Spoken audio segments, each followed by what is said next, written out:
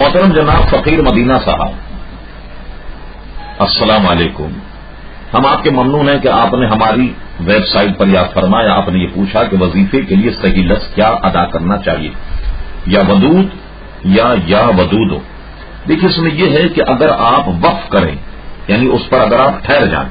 تو یا ودود، اور اگر آپ مسلسل یا ودودوں کا وظیفہ کرنا چاہتے ہیں، یا ودود ہو یا ودود ہو یا ودود ہو، یہ بھی جائز۔ اور اس طریقے سے اگر آپ یا ودودو بھی کہیں اور اس پر بھی وقف کر لیں تو بھی یہ جائز ہے، اور یا ودود بھی جائز۔ دوسرا سوال آپ نے پوچھا، اگر کوئی یہ الفاظ کہے کہ میں حضور غوث اعظم کا مرید ہوتا،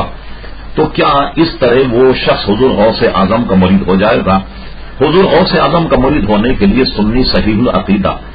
جو پیر جس میں 4 شرائطیں موجود ہوں ان سے مرید ہونا ضروری۔ مثلا ایک تو یہ کہ وہ سنی صحیح العقیدہ ہو، دوسری بات یہ کہ وہ صاحب تقویٰ، اور تیسری بات یہ ہے کہ ضرورت کے مطابق علم جانتا یعنی وہ عامل، اور یہ کہ اس کا سلسلہ حضور غوث اعظم رضی اللہ عنہ تک اس طریقے سے پہنچے کہ کہیں بیچ میں سے وہ سلسلہ منقطع نہ ہو۔